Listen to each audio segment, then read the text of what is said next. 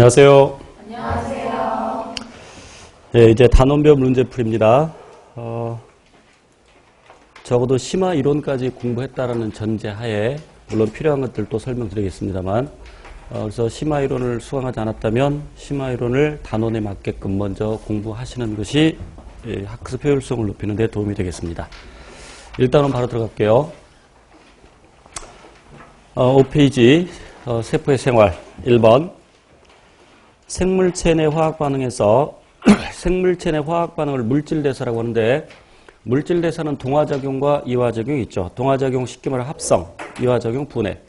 그리고 동화작용은 에너지를 흡수하는 흡열 반응, 이화작용은 에너지를 방출하는 발열 반응.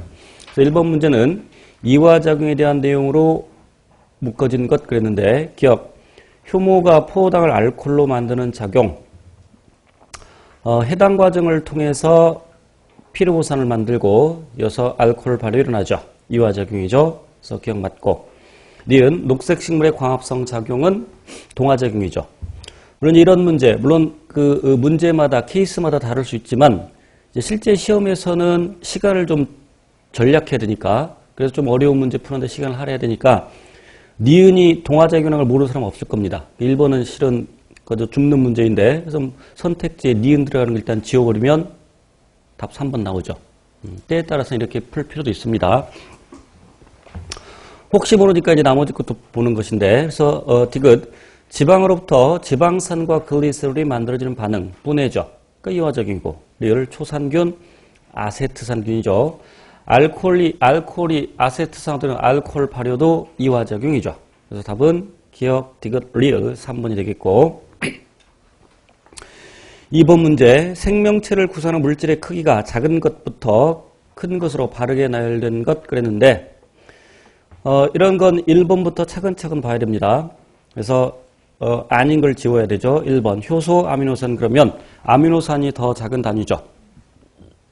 효소의 성분, 주성분 단백질을 구성하는 단량체 기본 단위를 아미노산이라고 하죠. 잘못됐고, 실제 시험에서는 뒤에 거 덮을 필요가 없겠죠. 시간 절약해야 되니까. 물론 소포체는 세포 소기관이고, 그리고 그 세포 소기관이 모여서 세포. 그러니까 1번을 이 문제에 맞게끔 배열하면 아미노산, 효소, 소포체, 세포 되겠죠. 그러니까 실제 시험에서는 답만 고르면 되지만 연습할 때는, 공부할 때는 그 순서 바르게 잡는 것도 연습을 하셔야 됩니다. 2번 골지체 세포 소기관이고, DNA는 핵 엽록체 미토콘드리아에 들어있는 물질이죠. 그 순서가 바뀌었죠. 그 2번도 답이 아니고, 그러면 2번을 바른 순서대로 잡으면 DNA 핵산이라고 하죠. 그 핵산의 기본 단위를 뉴클레오티드 또는 뉴클레오타이드라고 하니까 2번을 순서대로 잡으면 뉴클레오티드 DNA, 그리고 핵과 골지체. 핵도 세포 소기관이고 골지체도 세포 소기관이니까 골지체와 핵, 물론 여기서 누가 더 크고 작고를 따지는 것은 우리 시험에서 언급되지 않을 테니까. 3번 질소, 원소죠. 아미노산 CHONS로 구성되어 있죠. 물론 종류에 따라서 S 없는 애들이 대부분이죠. 그래서 아미노산 중에서 황을 함유하고 있는 것은 메티오닌과 시스테인. 어쨌건 질소보다 아미노산이 더 큰 범주고, 그 아미노산이 모여서 단백질 되니까 효소 맞고, 그리고 미토콘드리아에도 여러 가지 효소가 있죠. 3번 답이죠. 4번 지질, 물질이고요. 글루코스, 포도당이죠. 지질과 글루코스의 포도당의 크기를 정하는 것은 쉽지 않은데 되게 지질이 더 크죠. 왜냐하면 글루코스는 포도당 1개, 그런데 지질은 이제 소위 탄화수소라고 하는데 탄소에 수소가 붙어 있는데 그 탄소가 몇 개이냐에 따라서 크기는 달라질 수 있겠죠. 물론 되게 지질이 더 큽니다만. 자, 그리고 골지체 세포 소기관이고, 뉴클레오티드 핵산의 기본 단위고. 4번도 틀렸고, 답 3번. 3번 문제. 다당류의 구조와 기능에 대한 설명으로 옳지 않은 것 그랬는데, 1번 글리코겐은 아밀로펙틴보다 더 많은 가지가 있는 동물의 저장성 다당류이다. 맞죠? 지금 우리 탄수화물에 대한 문제인데, 탄수화물의 기본 단위를 단당류라고 하고, 단당류 2개가 결합돼서 2당류가 되고, 단당류 여러 개가 결합되어서 다당류가 되는데, 포도당은 알파 포도당과 베타 포도당이 있는데 매우 중요합니다. 우선 아밀로스는 알파 포당의 원포 글리코시드 결합에 의해서 만들어지고 그리고 나선형으로 되어 있죠. 가지를 치지 않습니다. 가지는 없습니다. 그리고 아밀로펙틴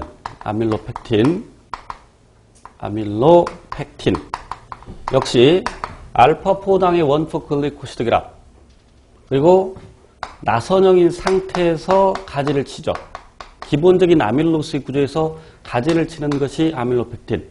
그래서 이 아밀로스와 아밀로펙틴의 혼합물이 녹말이죠. 물론 아밀로스로만 되는 녹말이 있을 수 있고 또는 아밀로펙틴으로만 되는 녹말이 있을 수 있고 섞여 있는 거 있을 수 있고 자 그리고 글리코겐 또는 글리코젠이라고 하는데 글리코겐 역시 알파 원포 글리코시드 결합.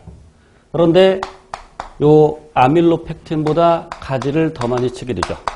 그리고 셀룰로스는 그래서 녹말은 식물의 저장 탄수화물이고 그다음에 글리코겐은 동물의 저장 탄수화물 그리고 셀룰로스는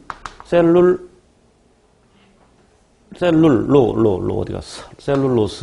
셀룰로스는 식물의 세포 벽의 성분인데 이 녀석은 포당의 종류가 살짝 다르죠. 베타 포당의 원포 글리코시드 결합.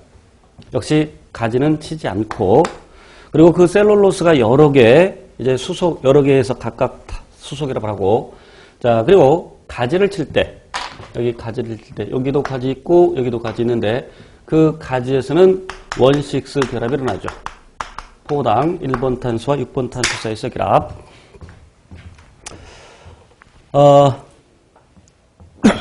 됐죠? 그래서 1번 맞는 말이고 2번 셀룰로스는 식물 세포벽의 성분으로 포당이 베타 글리코시드 결합에서 연결된 것이다. 맞고 3번 녹말과 글리코겐, 셀룰로스는 모두 포당의 중합체다. 맞죠? 4번 녹말의 물리적 특성은 가지 구조에 따라 달라지지 않는다. 당연히 달라지겠죠. 그래서 답은 4번. 설령 4번 내용을 모른다 하더라도 1, 2, 3번 알고 있으면 4번 답 고를 수 있겠죠. 4번. 이제 단백질 중에서 단백질을 구성하는 그 아미노산에 대한 얘기인데 필수 아미노산 암기해야 되죠. 성인은 8가지. 근데 왜 필수 아미노산이라고 하느냐? 체내에서 합성되지 않기 때문에 그래서 음식물로부터 섭취를 해야 되죠. 그래서 성인의 경우 8가지 메트발로 이리조 안조 펜다까지 그래서 메티오닌, 트레오닌, 트립토판, 발린, 류신, 이소류신 그리고 리신, 페닐알라닌까지 8가지 혹시 잊어버렸으면 하이스코 확인학습에서 참고하시고 그리고 어린아이들의 경우에는 2가지가 추가적으로 더 있죠. 그러니까 전부 10가지. 그래서 아르기닌, 히스티딘. 그래서 일단 답을 골라보면 쭉 보면 1번에서는 세린이 해당 사항 없죠. 2번에서는 알라닌이 해당 사항 없고 3번에서는 글리신이 해당 사항 없고 4번이 답이죠. 넘기지 마세요. 그러니까 공부할 때는 그 해당 문제만 푸는 것이 아니라 그럼 이 필수 아미노산에 대한 얘기가 나왔으면 그럼 아미노산에 대한 것들을 또 공부하고 가야 됩니다. 그럼 이제 아까 황을 하면 아미노산은 2가지 메티오닌과 시스테인 얘기했고 그다음에 이제 아미노산의 성질 그러니까 아미노산은 곁가지에 따라서 즉 알기에 따라서 성질이 달라지는데 그래서 전하를 띄느냐 띄지 않느냐를 먼저 생각해야 되고 그럼 전하를 띈다라는 얘기는 플러스 전하를 띄는 것도 있고 마이너스 전하를 띄는 것도 있는데 산성 아미노산은 산성의 정의, 물에서 수소연을 내놓는 물질. 그럼 수소이온이 플러스 전하를 띄고 있으니까 수소연을 내놓은 결과 플러스를 잃어버렸으니까 자기는 마이너스 전하를 띄고 있겠죠. 그리고 산성 아미노산은 산자로 끝납니다. 아스파르트산 산자로 끝나요. 그리고 글루탐산 역시 산자로 끝나죠. 2가지밖에 없습니다. 그리고 염기성 아미노산은 물론 염기의 정의가 몇 가지 있는데 물에서 수소이온을 내놓은 다시 수산이온을 내놓는 물질을 이제 뭐라고 했어? 염기라고 하고 또는 수소이온을 받는 물질, 수소이온을 받으니까 플러스 전하를 띠겠죠. 그래서 아까 필수 아미노산에서 어린 아이들의 경우에 아히에다가 리아히, 리신, 아르기닌, 그리고 히스티딘. 필수 암기사항입니다. 이와 같이 전하를 띠는 아미노산이 있고, 그 다음에 전하를 띠지 않지만, 전하를 띠지 않는 것은 극성인 것도 있고, 무극성인 것도 있겠죠. 그래서 극성인데 전하를 띠지 않는다. 극성 비전하 아미노산. 그래서 썩을 세트로 극비. 기억나죠? 이때 아는 뭐야? 아스파라긴. 적으세요. 외우고 있으면 안 적어도 돼. 아스파라긴.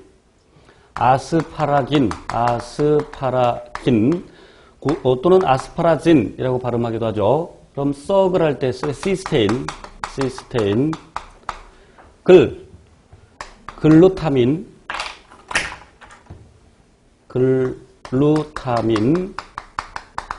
그리고 썩을 세린,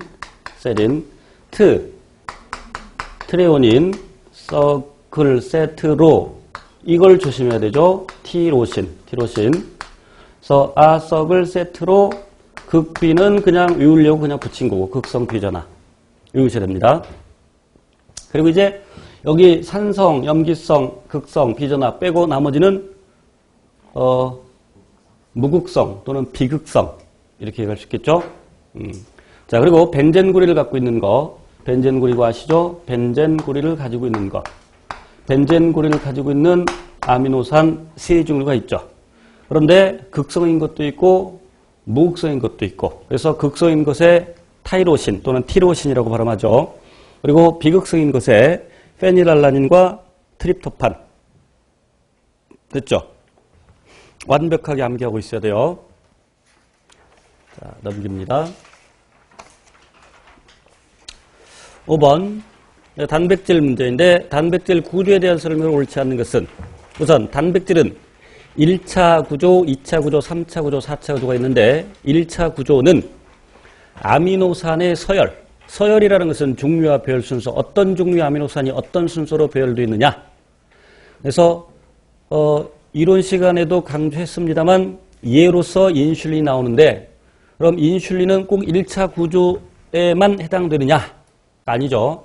모든 폴리펩타이드는 당연히 다 1차 구조를 갖고 있습니다. 그래서 단순히 아미노산의 서열, 그러니까 인슐린이라고 나왔을 때 그 인슐린의 구조를 얘기하는 것이 아니라 인슐린의 아미노산의 서열. 그다음에 2차 구조는 이제 1차 구조, 아미노산이 쭉 연결된 그런 사슬 형태에서 수소 결합에 의해서 나선형으로 꼬이는 것도 있고 병풍 모양으로 꺾이는 것도 있고. 그래서 이때 수소 결합은 NH기와 CO기 사이에서의 수소 결합이죠.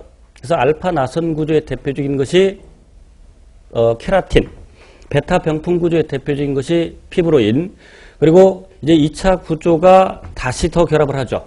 그래서 3차 구조를 형성하는데 3차 구조에서 나오는 결합은 소성 상호작용, 다른 말로 물과의 상호작용이라고 하고, 그 다음에 극성 알기간의 수소 결합, 그리고 이황화 결합, 이온 결합, 반데르발스 인력 이런 것들이 나타나죠. 조심할 것은 그럼 3차 구조 이런 구조들이 모두 다 나타나느냐? 꼭 그런 건 아닙니다. 물론 2차 구조에도 이황화 결합이 있을 수 있죠. 그래서 머리카락 아까 케라틴, 머리카락이나 털을 구성하는 단백질인데 그 머리카락에도 이황화 결합은 있습니다. 그래서 이황화 결합이 있다고 해서 머리카락이 3차 구조다라고 하면 또 안 되겠죠. 그 다음에 4차 구조는 2개 이상의 폴리펩티드가 여러 가지 결합에 의해서 그 여러 가지 결합은 소성 상호작용 또는 반데르발스 인력 또는 수소 결합, 이온 결합 등이 나타나죠. 그러니까 4차 구조 속에 3차 구조가 있고 3차 구조 속에 2차 구조가 있고 2차 구조 속에 1차 구조가 있고, 그래서 4차 구조의 대표적인 예는